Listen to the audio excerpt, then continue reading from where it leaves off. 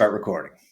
Hey guys, this is Guy and Matt coming to you live from Angry American Dads. How we doing today, Matt?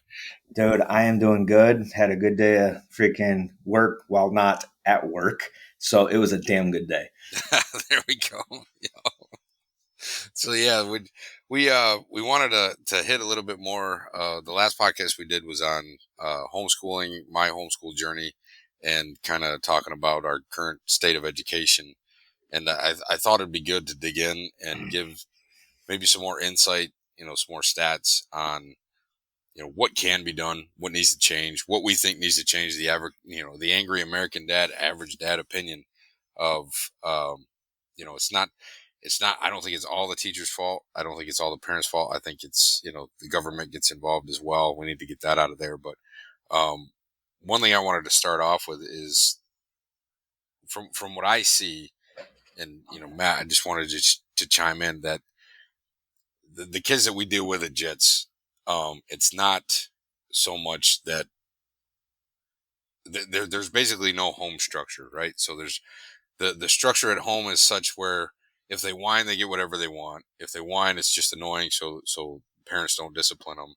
And I can just imagine what these kids are like in school because they do the same thing. So I can't put all the onus on the teacher if the product, the children that they're working with, is tainted by being spoiled or other circumstances. And we'll get into some of the extenuating circumstances. But I wanted to get your opinion on what do you think can be done to kind of help the teachers out? What can we do at home as fathers to make our kids more conducive to learning if they need to go to public school? My first choice is still homeschool. Even if school was great, I'd still homeschool them. But if you don't have the option of homeschooling, how can you make your child? How did our parents make us more malleable and teachable? I guess I would say this too. I want to backtrack just for a second there. You talk about the kids being spoiled, and when they whine, they get what they want. When they whine, they're treated as though they're an annoyance, not a child, so to speak. It's one of those that I can attest to that to a certain extent. We deal with domestic incidents a lot in my line of work, and it's one of those that we get these all the time. Kids refusing to get on the school bus, or an argument between the kid and the parent, and they call the cops. 90% of the problems are right at home, as that's where it's starting and where it can be dealt with. And I'm a firm believer in the way we grew up. You and I have had multiple discussions on that. And it's one of those where one of the biggest things is a two-parent household. That's huge. They need mom, they need dad, they need both. And it's very, very difficult for one person to fill that role. Sure. The other thing I'm going to say is discipline is huge. You can't sit there and say, hey, I got to be doing this, so I got to put my kid in front of a TV or give them a tablet or whatever else and just ignore them. You and I both know raising kids is very intensive. It's a very labor intensive. It's very focus intensive. There's a lot of time that you're going to be sitting there, and yeah, you think at the time, well, I got to get this done. Well, yeah, it's got to get done, but at what cost if your child's there and you're doing this and you have a moment to do something that's, going to be a life lesson or instill discipline, instill structure in this child. So it's very easy to get caught up in life and ignore the fact that you're trying to raise a child. Right. And a lot of these families that I've run into and I've seen, barring some exigent circumstances in regards to some of them, I'm not going to get into that, some just not so good people. It's more often than not, mom and dad are more caught up with other things that are going on in their life that they're worried about over the fact of, hey, I should be spending time with my child. Sure. And So the it's a other question thing, of priorities.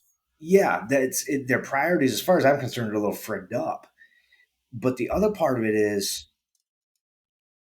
no one likes, and I can attest to this. I never, and I don't, and I'm pretty sure you would say the same thing. It's like we do not like disciplining our children. I No, it's don't. not fun. It's I not something don't we want to be that enjoy. guy. Yeah. You know, it's like the few times I've had to discipline my children, I'm sitting there and you feel like a freaking heel, but it has to be done. Because if it's not done, what happens later down the line is a lot worse. Yeah. That's It, Jordan Peterson's book, The 12 Rules, right?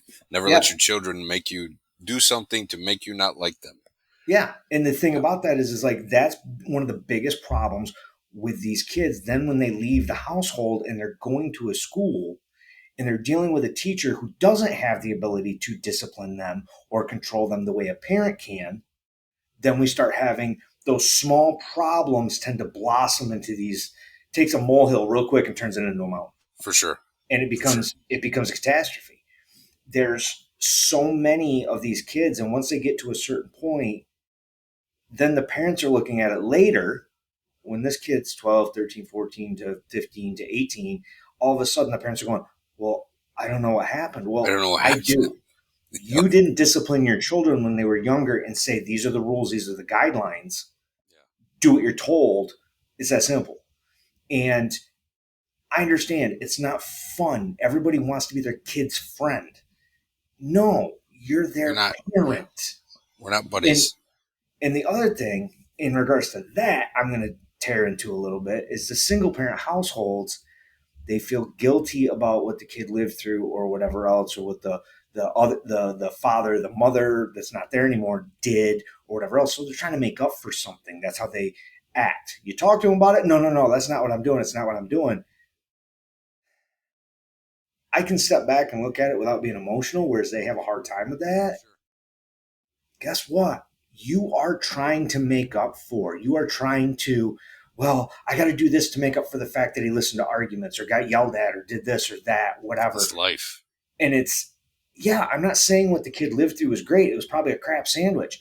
Right. But at the same time, that doesn't change the fact that kid needs structure. He or she needs discipline. They need to know there's boundaries. They need to know this stuff. Children thrive in those situations with that. They thrive with boundaries and discipline and structure. You give that to them, then they go to school. They don't have the issues in school or nearly as much. I think it's funny the number of people I went to school with. We all grew up fairly similarly, but many of them either got way too preoccupied with work, or they didn't like how they were brought up. It was too strict. I want to be my kid's friend or whatever else, or they're just lazy and they don't take the time. And you look at the difference between the ones that worked, the ones that raised their kids the way we were brought up, the way I was brought up, and what I did with my kids, and you see the difference. It's night and day. I mean, I'm sitting here and I have an 18-year-old daughter that I still will never forget. She got pulled over for something. It was something stupid. You would have thought her world came to a freaking screeching halt. And she came to tell me about it. And she started crying. She's upset. I'm like, whoa, time out, time out. Yeah. We all make mistakes. Trust me. I know because at 16, 17, 18, I had a wicked lead foot. I got pulled over a lot. But it was like she knew the rules. She knew the boundaries that were there, everything else. She's like, I'm just going to own up to this and take it. And she was more worried about the fact of what mom and dad are going to say than what Right. the cop that pulled her Sure. over for. Sure. And that right there is the thing. That's how it was for me growing up. It's like, if I got in trouble at school, oh man, it wasn't good. I got to go home. Oh, that's worse. Yep. That's way worse because mom and dad are going to jack me up. They're going to freaking, I'm going to be in trouble. Sure. But guess what? Looking back at it now, you know it's not that big a deal and you know it was done for a reason. And didn't And I would get disciplined less if I just owned up to it. oh, 100%. If I hit it, oh man, Oh, yeah. You don't the lie. the You the don't earth hide. You don't do any of that stuff. the earth That, swallowed me up if I tried to hide it. Yeah. oh, dude, that was asking for trouble. Yeah. Hardcore. Yeah. Hardcore. Your Yeah. punishment just doubled or tripled. For sure.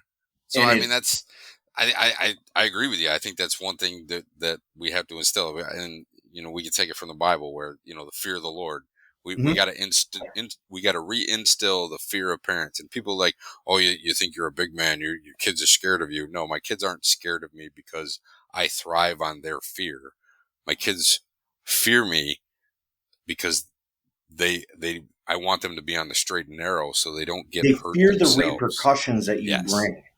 Yeah. They know right There's and no wrong ego trip in it. pretty Like you quickly. said it. You said at the beginning. I don't enjoy disciplining my kids because I don't enjoy seeing them upset. I would much rather be Yeah. being like, hey, let's go do fun stuff. Let's do all this stuff. But guess what? I don't want to be around a little kid that acts like an asshole. That's that's just fun. A long time ago, I told both my kids when they screw up, I'm going to let them know because I don't want you to grow up and be an asshole. And then we went into the definition of what an asshole was. And then we can walk around the mall and we can walk around Walmart and we can Mhm. look at the other kids that are screaming their heads off. And I just saw one this morning at Walmart just going, no, it was Sam's Club, just going ape. He was probably 3 or 4 years old, just didn't want to be there, crying so hard that he was sweating his ass off. The mother's just desperate because that child, I think my daughter did that once. And then we went outside and we stood there and we both suffered until Mhm. she quieted down. And, people are like, oh, they're too young, they don't know. Bullshit. Okay. Mhm. I didn't I didn't spank my child when they were under 2. Mhm. We took them out and I let them cry it out. People are like, Mhm. you let them cry? Yeah, I let them cry it out. When they calmed down, we went back into the store if they started crying in the store. And we did that. Like you said, we got to spend the time to do that. It took 2 hours. I took Yep. 2 hours out of my day to make sure that my daughter understood if she was quiet, we're going in the store. If she's not, we're going to sit in the car together. Yeah. That's it. But and the question is, though, I didn't how have to many beat times her did that happen? You know what twice. I'm That's saying? it. Well, that's the thing. It's like I literally, my daughter growing up, and I know some people don't like spankings, and I'm going to say this right now: how you discipline your child depends on the child. You have to find Sure. what Yeah, works for my you. daughter should take a spanking and just look at you. It didn't work. Yeah, We had to resort to other means. My son, and different. it was one of those. It's like when I grew up, I can tell you right now, my mother. Oh, I love my mother to death. She was a saint. She tried everything under the sun to get me to freaking pay attention and take a punishment other than corporal punishment. Yep. And I'm going to tell you, it didn't work. Didn't work. There's It's like, anyway, you're not kicking the shit out of a kid. no, and that's the Open thing. It's hand like, spank. You said it many times. and that's the thing. And I can sit there and I can say that my daughter in 18 years, there has been 3 times that I gave her a spanking. And I can promise you right now, um, there was barely any contact. And it was just the sheer fact of this is happening that it was more of a punishment than anything else. There was no physical damage. There was nothing along those lines. There was Sure. no, I mean, hardly any contact. I mean, for crying out loud, she sits there and she laughs about it and she will sit there and say it. Same thing. We walk around. She was saying this at 7 and 8 years old. She would see other kids losing their mind in a store and she'd be like, that is uncalled for, Yeah. completely uncalled for. And she would stare at these kids with just absolute disgust because she's like, how do you act like that? You look like an idiot. And I think it's funny because she laughs when we go out because you'll see a little kid, 5, 6 years old, starting to throw a temper tantrum. And I'll look over at some mom or dad and you just see them. They They don't just know look what to say. defeated. Yeah.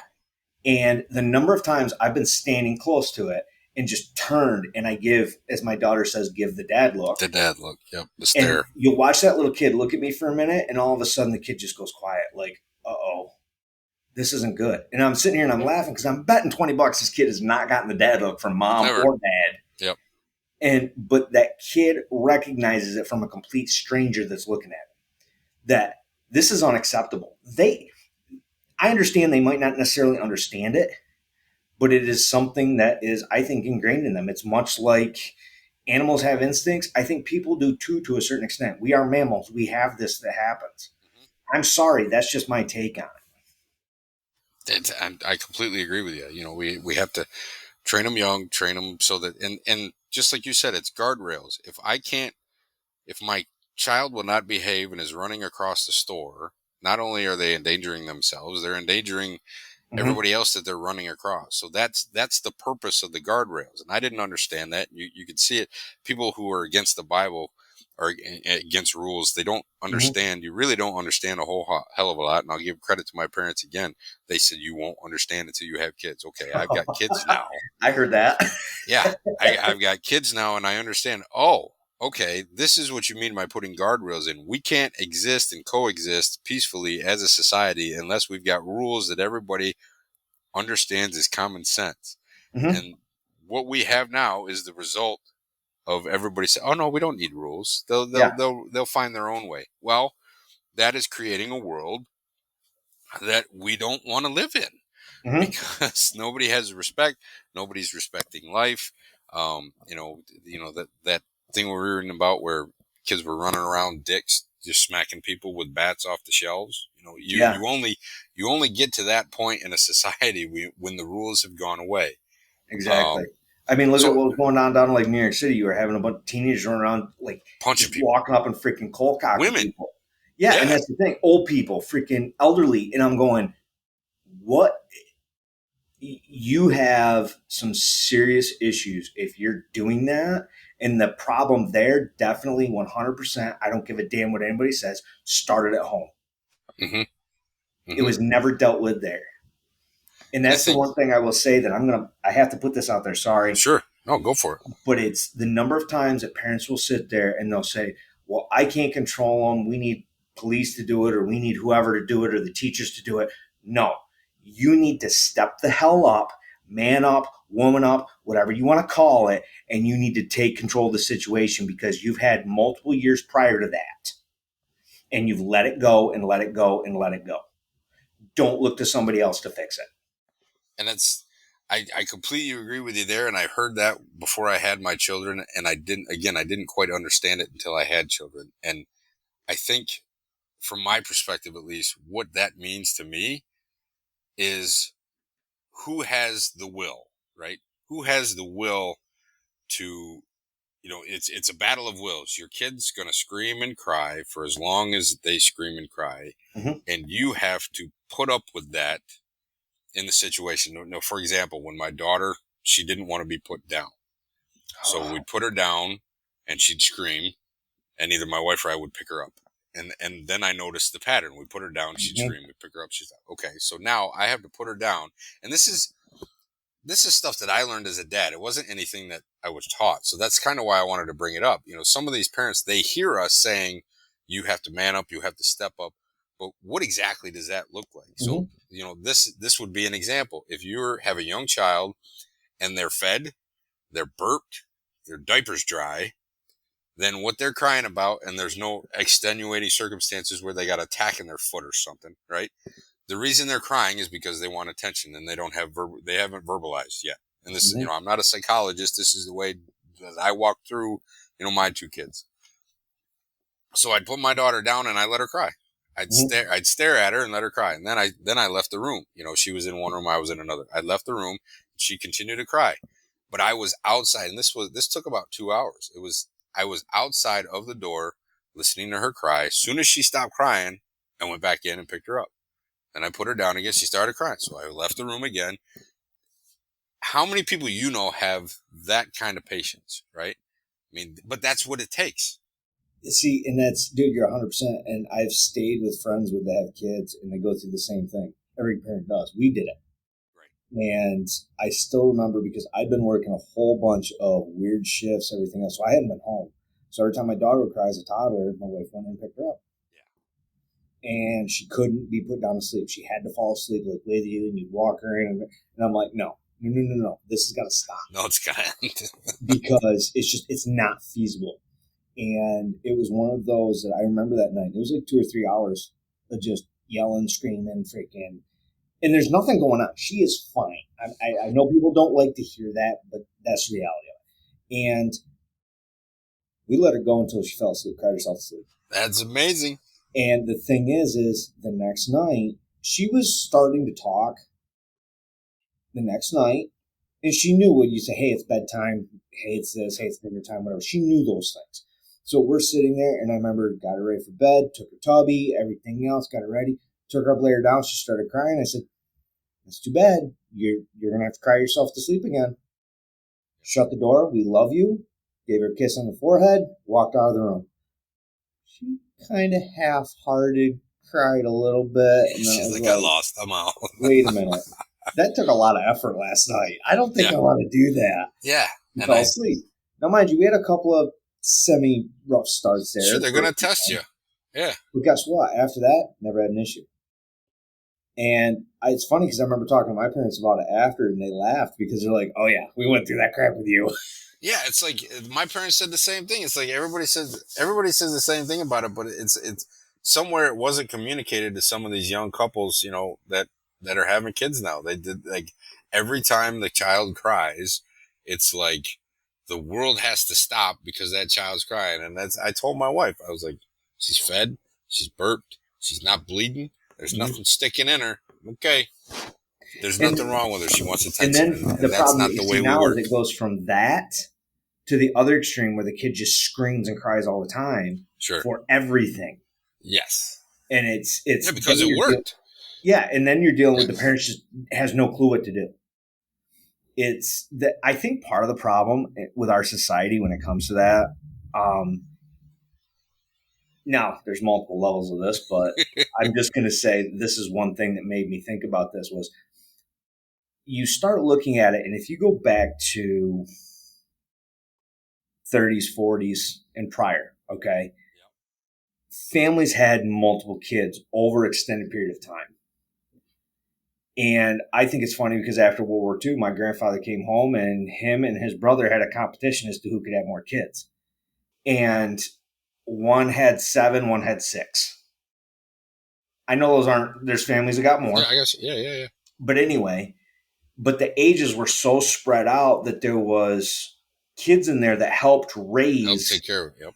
and take care of their siblings. I see a lot So of they that at the saw homeschool all groups. this stuff. Yep. They took care of them. They helped because they were working on That's a good farms. They point. were doing all this stuff. And the other part of that is those lifestyles that those people led at those times. It's like if the kids didn't listen, they would get hurt. If they didn't listen, they could get killed. Because if you're dealing with large livestock, you're dealing with machinery, you're dealing with whatever else. I mean, that's dangerous. I mean, we have a small farm. It's not a huge dairy farm. It's not a huge cattle farm, nothing like that. But even something as a small tractor, a skid steer, a rear tine tiller on the back of one, plows, discs, whatever, you can cause some serious freaking damage to somebody, if not kill somebody, if they're in the wrong place at the wrong time, especially a child. Yeah. So if a child's out there not paying attention and one of the adults turns and barks at one of the kids, get your ass out of the way, they better freaking listen because otherwise you're going to have a problem. And it's not being done because you don't like the child. It's not being done out of anger or hatred. It's being done for their safety. Yeah, and that goes back to what we were saying before. They need to fear you for their safety. And we were out with some friends, and we were at we were in North Carolina. We were at a museum or something like that. And my kids were walking with me. My friends' kids were walking. They decided to have a race, and I said, "You're going to stop before you get to that road." And I had to say it twice. They stopped. My friends' kids ran right across the road, and oh man, did they get their asses whipped. But if they would have listened the first time, we wouldn't have had the issue. But the reason they got hollered at and they got their asses whooped is because they ran across a road. They didn't look. They spread it across the road.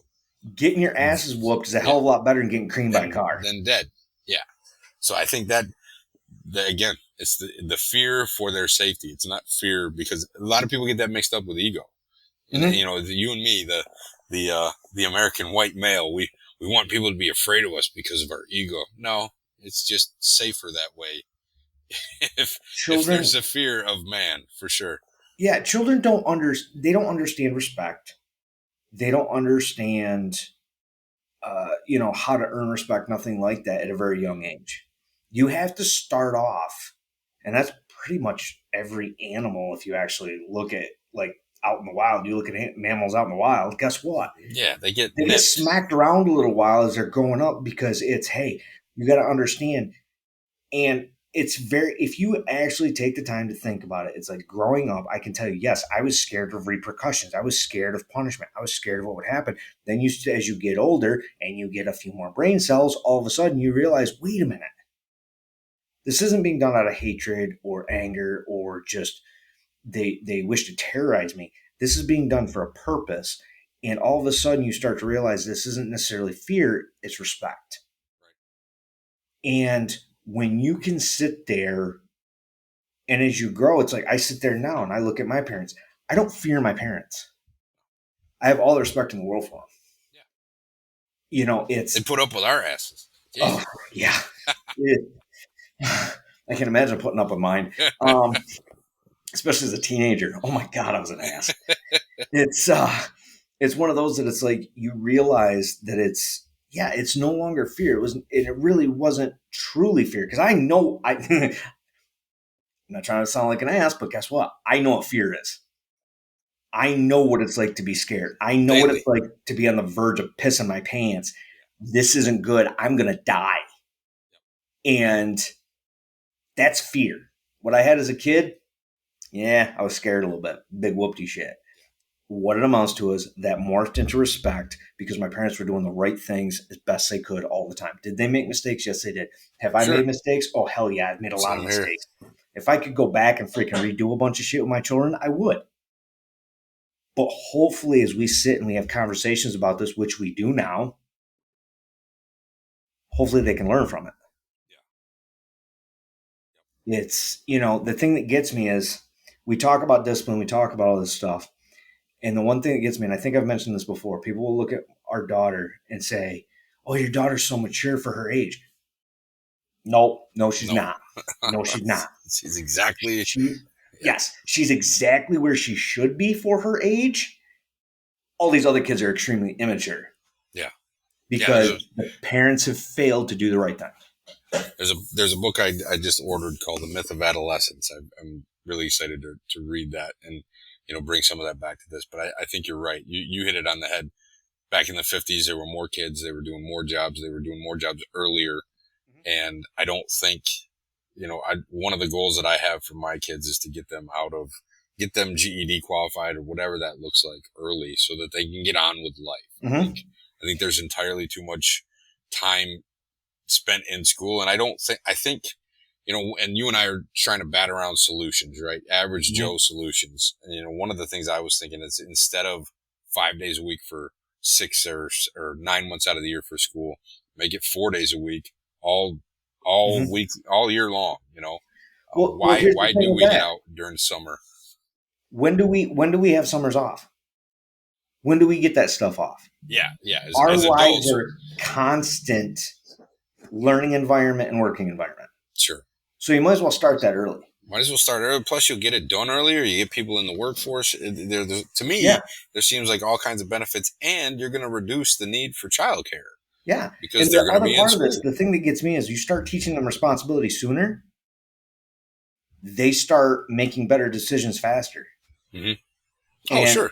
the other part of this is like this whole concept of, oh, hey, we got to let kids be kids and grow up at their own speed.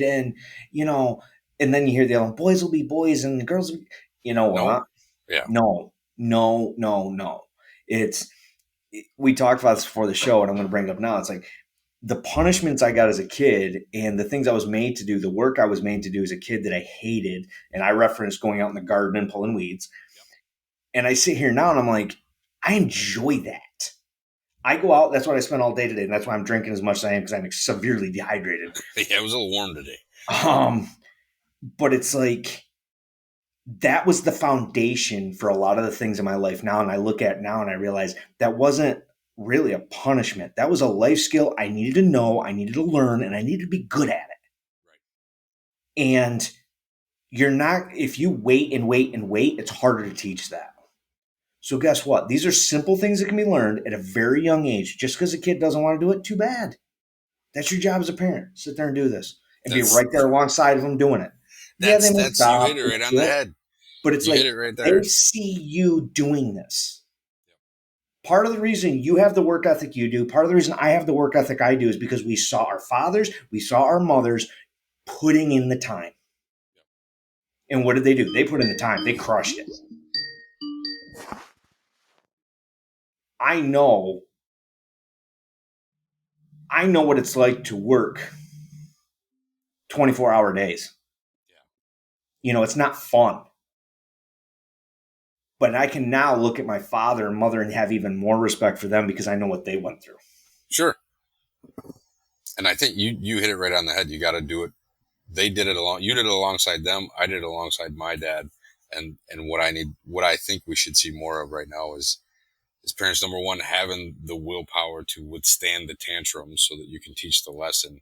And number Mm-hmm. two, actually go out and do it. Just like we went out this weekend and we planted the garden and we planted 2 or 3 trees. And my Yep. wife and I were out there sweating our butts off, digging the holes, getting dirty right there with the kids. And Yep. initially they didn't want to do it. But while we were doing it, they were having fun.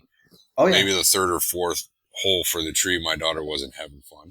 But she still, it was great because I looked at her and I go, what's the problem? What's the matter? And she goes, I'm not going to say anything because you're just going to tell me to suck it up, keep on moving. I was like, exactly. So let's go. Let's keep on moving. I wasn't having Exactly. fun. I don't, me and heat are mortal enemies. I'll Oh, stay in the dude, cold tell all me the about time. it. But, but that's one thing that we got to do. And this morning, my wife got up and it was nice out and they went instead of doing their afternoon walk, they did the walk this morning. And Well, they didn't like it either, but they did it anyway. So, and part of that too is learning what's real discomfort and what's not. right. Yeah. Yes, Yep. it's hot, it's crappy, it's whatever. But I'm going to tell you something. There's been earlier things in my life, and I'm betting you can say the same, where you've been like, no, this is nothing compared to what I went through before. Yeah, it kind of Yeah. sucks, but this is doable. Yeah. So you start teaching them that. It's, it's one of those things that, and I'm going to mention this. You'd asked me before. That got me thinking. I apologize if I go down a rabbit You're hole good, here. dude. It's like you got me thinking. You asked, what about like the single parents or the parents that are out I was just straight, going they're to ask working you. all the time, they're pushing this all the time. Well, here's the thing. My question then for them, first thing would be, because I've seen so many parents like this in my line of work, everything else. How much time do you spend looking at your phone? How much time do you spend on Facebook? How much time do you spend on TikTok, Instagram, all sorts of stuff? How much time do you spend sitting watching sports, Mm-hmm. watching ball games? How much time do you spend playing video games? And then there are people, oh, well, I play video games with my kid, blah, blah. Okay, that's great to a certain extent. But guess what?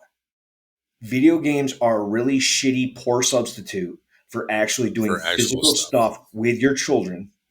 And you could even take it so far, it's a really shitty deal of doing stuff like one thing we did with our daughter growing up and our son growing up was read them stories before bed, read to them before bed, Yeah. read them Bible Yep. stories, That's what we read do. Right them now we do Bible life devotionals lessons before from, bed. Yep. yep, sorry, bro. Read them life lessons from like good books, like the real Jungle Book, like the real Robin Hood. Like these were stories that have been passed down through generations because there's life lessons and then there's stuff to learn from them. Okay. And reading them from some fictional books, but they have good usable information in them. Yeah. It's That's not why they just a were written. fantasy. It's not just some BS. It's Yeah. something that they can get from it. We still have discussions about that stuff. Okay, you want to play a game with your kids? Get out a board game. Teach your kids to play Yeah. checkers. Teach your kids to play chess. Play Monopoly. Teach them life lessons about money. Teach them Cash life flow lessons quadrant. about tacticians, about being tactical and using tactics to take out your enemy and all this other. It's all stuff that gets them thinking. You're going to be way ahead than playing a freaking video game. Yeah. I have yet to see a father and son who are super duper at playing freaking video games together that can go out and freaking do basic shit together and not want to kill each other. Yeah. Yeah. It's not based in reality, unfortunately. And I'm one of the opinion. It's not a popular opinion. I think the last video game I played was Halo, and that was when I was in college. I don't. After that, it was kind of like I got to go to work. I don't. But I do know some people who play an occasional video game just to disconnect. But Mm-hmm. you and I have talked about that before. I'd rather, I don't mind watching movies. I'd rather go to jujitsu or boxing or something like that to empty my head. But again, it comes down to what do I want my kids to do? Do I want Mm-hmm. them to spend all their time playing games? Do I want them to spend all their time, just doing mindless shit? So that's what I've had to learn. And I'm not saying by any means am I perfect. I mean, there's days when I get, my whole world is a digital world right now. Mm-hmm. So Yeah. there's times when my brain is fried and I don't want to do anything, and my kids, do play the tablet. So I don't want people to get the impression, oh yeah, Oh, you're dude, not trust me, practicing what you I've preach. screwed We up all so have our much stuff. It's not struggles. even funny. Yeah. I guess one of the things, back to the single parents, I think, I just wanted to spitball with you just to get it out there in the universe, some solutions, because we definitely don't get solutions from our politicians, right? So, one of the things I was thinking about Uh, I definitely think there is a need for school vouchers. I think part of the problem is, you know, better teachers, better, the children who are good, but they're just in a shitty situation, need to mhm, be put in better schools. And there's a lot of those. There's a lot of single mothers, in the big cities who are just busting their ass 3, 4 jobs, but their kids in such a shitty downtown school that, they're never going to have a chance. I completely agree with that. I think mhm, school vouchers across the board. I don't give a shit what the unions say. You, Schools should be competitive. One school should compete against another school to be the best school, and the school that is the best, and that will go over metrics and how to measure that. But um, I think we need to reintroduce competition in the schools to see who actually gets the money and gets the vouchers and gets the expansion. Um, the other thing, I don't think school, like, I was really surprised that every school around us now has a turf field. I didn't quite understand that. And I was told that the maintenance of the grass field was too expensive. So we went and we spent 10 years of taxes on a turf field. I don't get the math equation there. I think a revaluation of school expenses so that we can actually bring school taxes down while increasing the productivity or the product, which would be the school, seriously needs to take place. And, you and I have talked about it. I don't know why the school taxes need to go up every year while the performance goes down. It's one of the mhm, only places that gets rewarded for continuing to do shitty. So I think a lot of that can take place. I think there should be some voucher program especially for single mothers, where if they could put their kids in jujitsu or some form of martial art that will give them some of the discipline and the fatherly figure that they may be missing. I think there should be credit for that. But we could go on and on. I think the welfare food tax system, you and I see so many people abusing the food stamp mhm, program in Walmart all the time. I'm going to get all my groceries with my food stamps, but I'm going to get my cigarettes with my cash. You know, mhm. that's, something's got to be done about that. I don't know Or they're on exactly what needs to welfare be and you done. walk outside and they're driving a Hellcat and you're like, Something's wait wrong. a minute, I can't afford that vehicle. Yeah. Yeah. So I think there's multiple contributing factors here, but I think in order to help the teachers do a better job, we need to start in the household. And originally I was going to go through the metrics of um, 2 parent household versus single parent household, but I think after this weekend, did you see that article at Daily Wire about the Kansas City kicker? His Oh yeah, commencement yeah, speech. Yeah. yep. I actually listened After to his speech. Yeah, I thought it was a great speech. Yeah, I thought he it was a did. great speech, and I know a lot of people. He gave a very good speech. And I think I think a lot of people blow it out of proportion. Just because you decide to become a mother doesn't mean that it's a 20-year gig, depending on how many kids you got. But Mhm, if you're living at 80, the majority of your life is not going to be with kids at home. So mhm, I don't understand what the issue is. If somebody wants to become a mother and wants to stay home, and that's what Toy and I decided. We had more than one kid. I said, you got to stay home. We both did. I'm lucky enough to be at home, but mhm. um, I was going to spit some of the stats out, but I think after watching that and after seeing some of the backlash on both sides, I think people know. I think people know 2 parent households are better than 1 parent households. They're Mhm. not the same. They're not equal. You know? Statistics prove it. No Yeah. matter any of the metrics you look at, statistics prove it.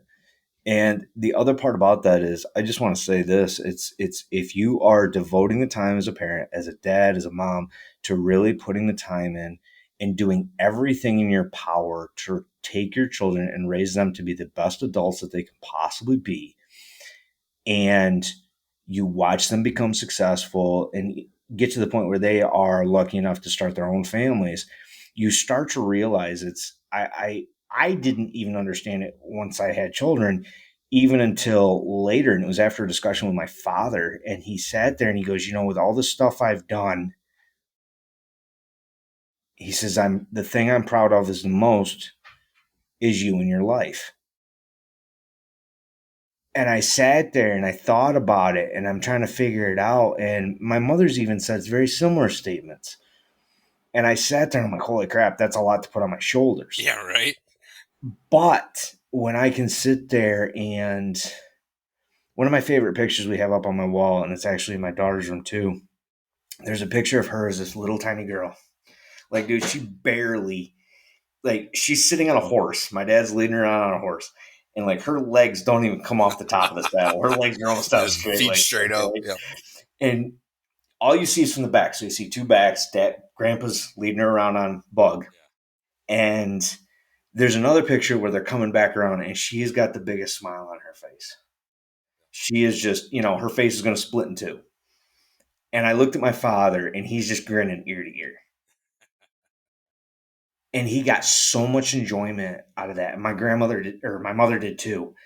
And now she's a teenager. She's running all over. She's doing all this stuff. But it's funny. She's working right now at a dairy farm part time while finishing up school and Oh everything wow. else. And it's one of those that they have barn cats there. And my mother, when it comes to animals, cats, dogs, cows, whatever, she can diagnose a lot of stuff before even calling a vet. She's done it for so long. And it's one of those that barn cats started having issues. What's she do? First thing she do is call grandma. She got to call Yeah, grandma. there you Grandma, go. I noticed Grandma this. I knows. see this. I see this. And she has a full on conversation about this. And I know that sounds corny, but it's one of those things that they're very proud of her for how she does things and how big of a heart she has and how hard she works and everything else. But in turn, they look at it and the number of times they've sat there and we watched Ashlyn do something one time and it was, we're so proud of what you did with her. We're so proud of what you did with CJ. And you realize that I've done, I think I've done a lot of cool stuff in my life. But when it comes right down to it, at the very end, when you're lying in bed and you're dying, what do you want around you? If you've done everything right, you want your family around you. You want your kids, you want your grandkids. If you're lucky enough, you want your great grandkids. And you want to talk about all the memories you have, all the stuff you did together as a family. I've been there when someone is dying and they don't have a family. They don't have kids, men and Yeah. women. And they talk about their accomplishments, but they're not happy. Mm-mm. They're not fulfilled. And you see all these people on TV, oh, look at all the money I have, look at all this stuff. Well, guess what? I'm willing to bet. I'm willing to bet a lot that when it comes down to it, when they get closer to that moment in time, they're going to sit there and go, you know what? I wished I'd done this differently. Sure, because they're gonna be talking to an empty room. So my thing is this.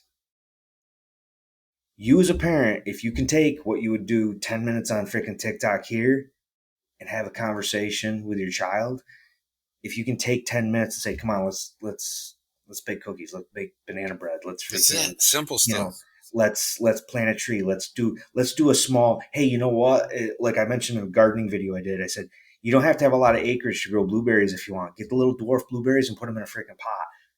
Take your kid and go do that and put that in there. Let them watch the bees that are coming around it and everything else. Let them expose them. Do what you can to impart all the good stuff to them because the longer I do this and the more I look at things, there almost always is time for it. If you're a Yes. decent human being, there's almost always time for it. Where are you?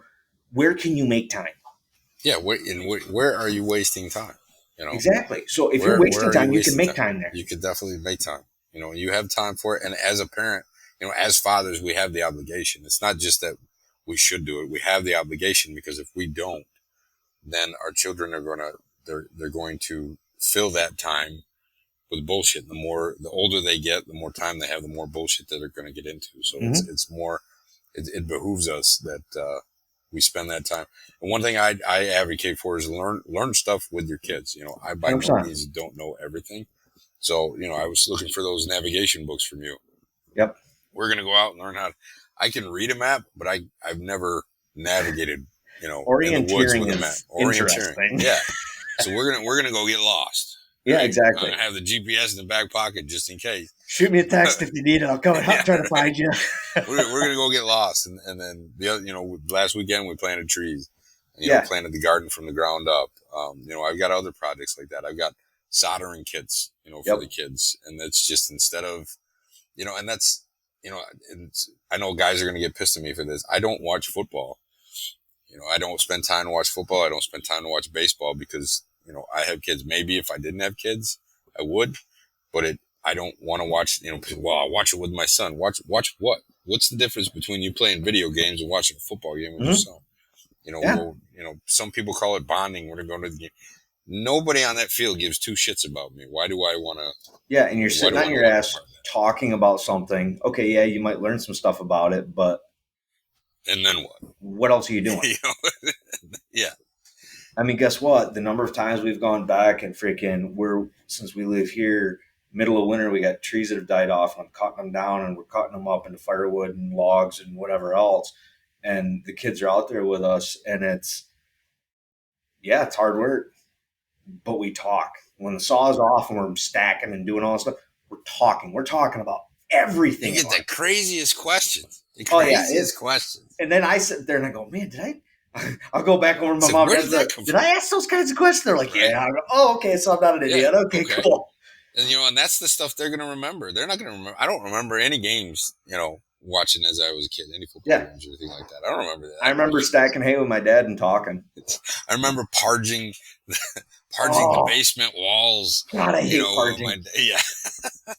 Yeah, I remember, dude, I volunteered for that one time and I'm doing it. My dad's standing up on the freaking, Yeah. up on the level, and I'm Must be down in the freaking basement entrance. Freaking. the dad position up on the thing telling me what I missed. Right? Yeah. Yeah, you missed that spot. But I remember that. Yeah.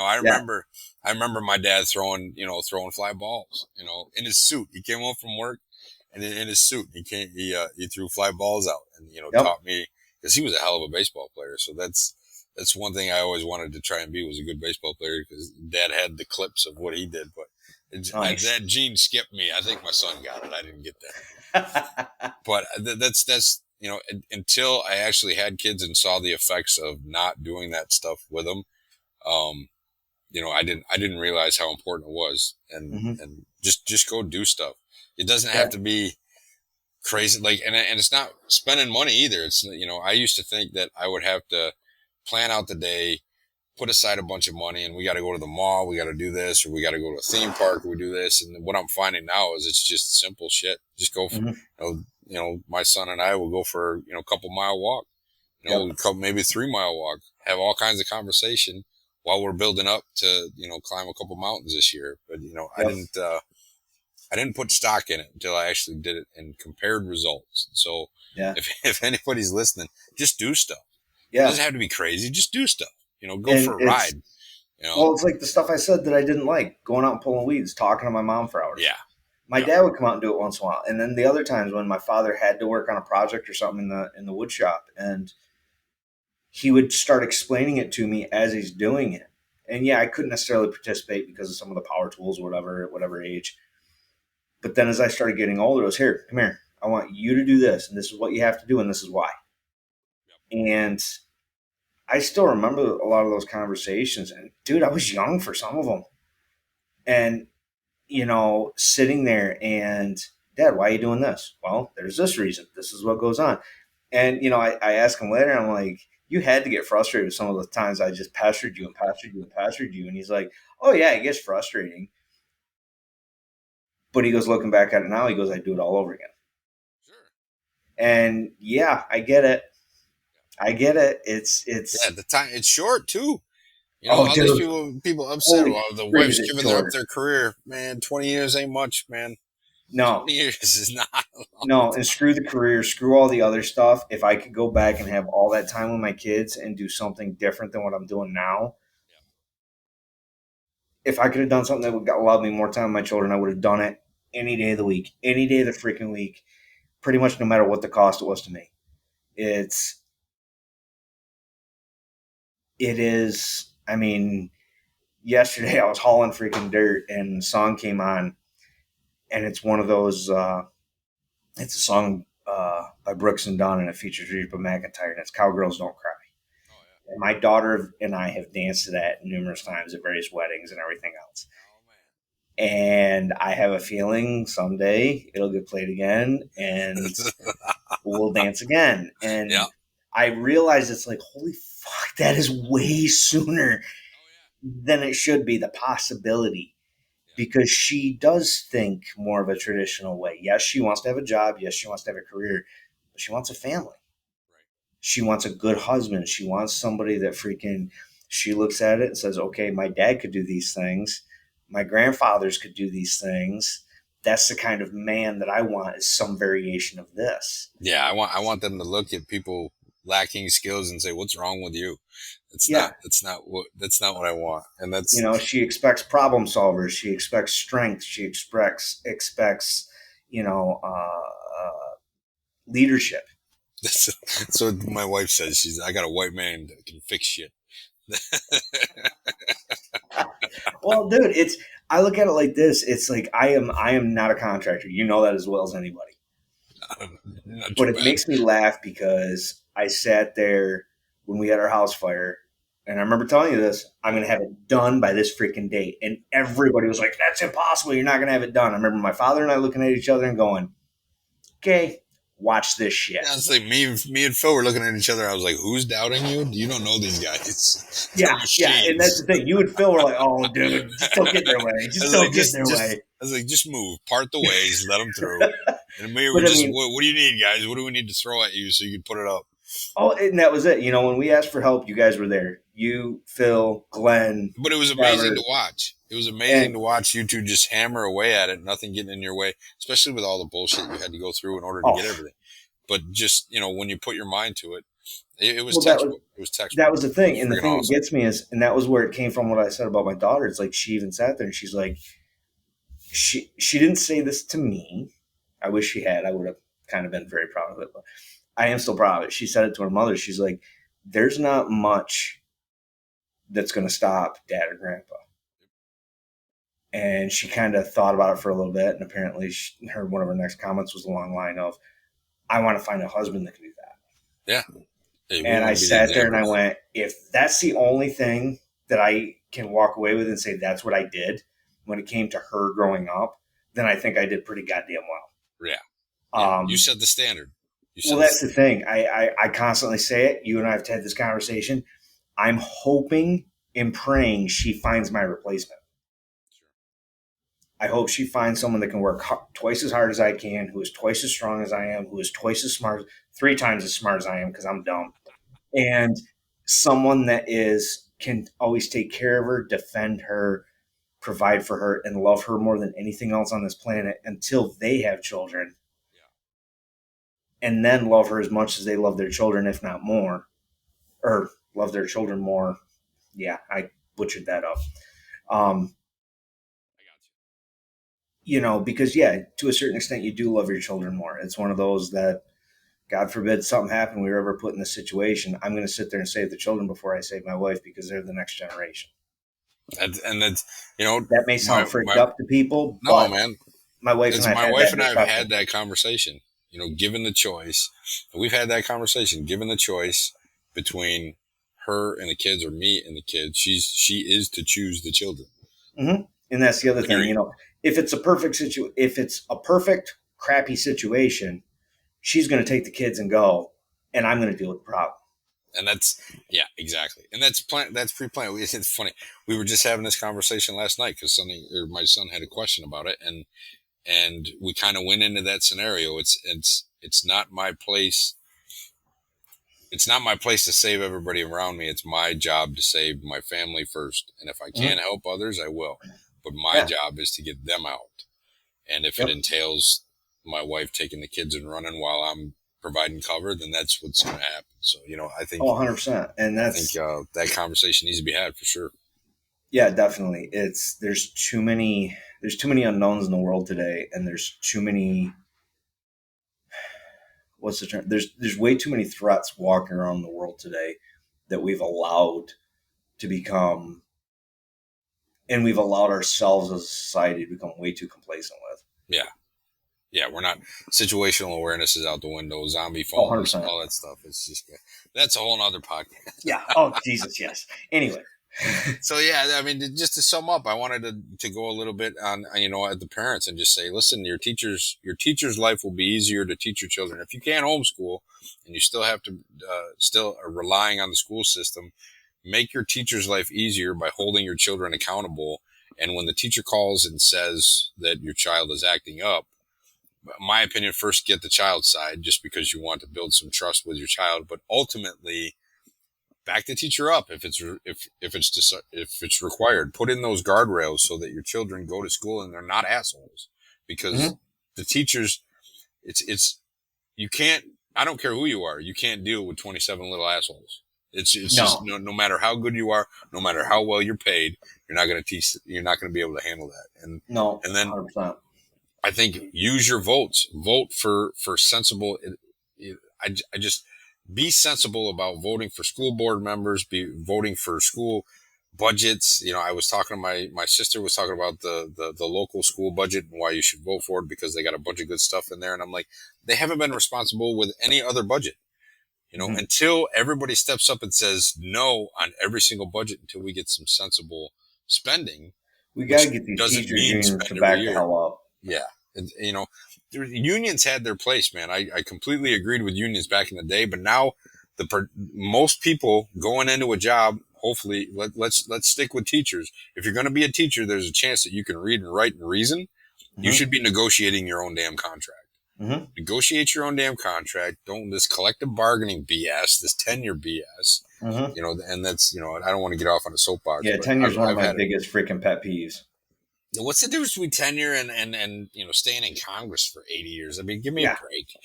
Well, that's Jesus. the other thing. I'm all for term limits, dude. Yeah. Term limits, get rid of term limits, put in term limits and get rid of tenure. And, Hmm. and we'll see, we will see teachers demanding the change from the administrations that they need. And Hmm. I also They'll think, demand the change, and then they will also work harder to prove that they need to be there. yeah, yeah, unfortunately, yeah, it is hard. And you and I come from a world where, a meritocracy. If I don't perform, my clients, my customers, they don't come back. If you don't perform, you get reprimanded for it and you don't get promoted. So it's, why is it that some of these institutions don't operate on that fact, and then wonder, oh man, why are we behind? Why Hmm. are our children behind? So, Yeah, 100%. but yeah, man, I think this might even lead to another podcast, because there's a whole bunch. I've got questions that I want to research and I want to talk to you about. Is okay. We've missed the window of putting the guardrails in as toddlers. How can we help fathers and other parents, single parent households, put in the guardrails later in years? Because I'm seeing that too. Hmm. I'm seeing kids who didn't have guardrails, and then mom and dad divorce at 10 or 13 or 14, and Yep. there's anger issues that aren't dealt Oh, with, very much aren't so. recognized, aren't dealt with, Hmm. and they just blow up, and Yeah. blow up in some catastrophic ways, Yeah, especially lately. there's a lot of things with that. It's a lot to tear into. I can tell you right now that if we put that one out there, there's going to be a lot of people that will vehemently disagree with a lot of the stuff I say. And I'm going to probably piss off a lot of people, but it's one of those that I'm sorry. Yes, I'm not pulling from whatever stat sheet or whatever else when I say this stuff. What I'm pulling from is years and years and years of going into people's lives and having those people look at me and expect me to fix a problem in a few minutes that has been screwed up for the past 15, 16 years. And after watching them and then watching the families that took my advice versus the ones that didn't, and I'm sorry. And I do not know everything. I don't. But much of the advice that I tend to give out on that stuff is stuff that I pulled from generations before me. It's not my advice. It is advice that came from generations and generations of successful parents that raised successful adults. Oh, and here's another red flag for a lot of people. Guess what? A lot of it is pulled from the Bible. Yeah, A it's in the lot of it Bible. is pulled from a biblical reference. Yeah, That's what we used to do. And yes, I haven't talked about a lot of it with what I just said with our children. And like, I'm not talking about the scriptures that we base and everything else. But guess what? The basis of everything we did are the basic teachings about raising your children come from the Bible. Yep. Yep. Sorry. Yeah, you want to So, know want to know how to be a good father? Read the Bible, see how God treats us. mhm. That's a good father. And you'll see that there's people in there that we revere. They made a lot of mistakes, Yeah. Oh yeah. and some of them horrific mistakes. But guess what? There was lessons to be learned. There was forgiveness to be given. There was all these other things, and it proves how imperfect men can do good things. Do amazing things. Yeah, Yep. and it's And watch we're out not for those perfect. who portray You're not perfect. themselves as I'm not perfect. perfect, Yep. but we do the best we can with what we got to work with. For sure. And I'm every day going. we work at being better. I'm going through Proverbs right now, and it talks about watch out for the guy, watch out for the proud man. You know, and that's usually the fake man. So yeah, I'm right with you, 100%. bro. But Right no, with you. we can definitely delve into that. And like I said, it's that's where I pull my basis from when I talk to people and I would offer advice and say, hey, listen, try this, do this, whatever. And it was the ones that always made me laugh were the more modern parents that had the psychology degrees and the psychiatric degrees and all this other stuff that were going to raise their children. And they were highly educated, college professors and everything else. Well, it's funny. Those were some of the ones, besides the ones that had other serious issues like drugs and other stuff going on.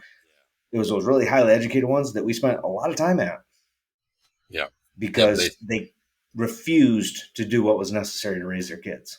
They preferred their rules Mm-hmm. before instead of They God's didn't rules. work though. Yeah, that's tough too. It's tough to watch. But yeah, man. I think that'll do it for this episode. And I don't speak for Matt, but I speak to Matt a lot. So everybody, thank you, brother, for coming on. I always love talking to you, throwing this stuff back and forth. And hopefully if there's anything that we've said today that helps anybody, um, let us know about it in the comments. I'm sure if it doesn't, they'll let us know in the comments. But 100%. those are always fun to read too. So yeah, man. Until next time, brother. Definitely. I just want to throw out again, thank you for doing this, brother. I always look forward to this 110% all the time. It's, uh,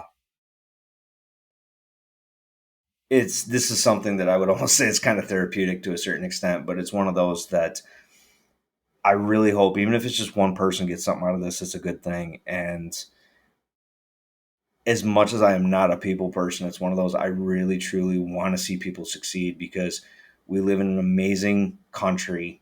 We have the ability to do amazing things, and it's falling apart. And it's one of those I don't want to see that happen. Yeah, absolutely. So that's my little rant with that. But again, thanks for this today. And I'm going to finish it off like I always do. And I'm just going to say that guess what, dads? You're not alone. There's a lot of us out there, including these two guys, and we know it can be done. Keep your head up. Keep driving forward. We got this. Later, man.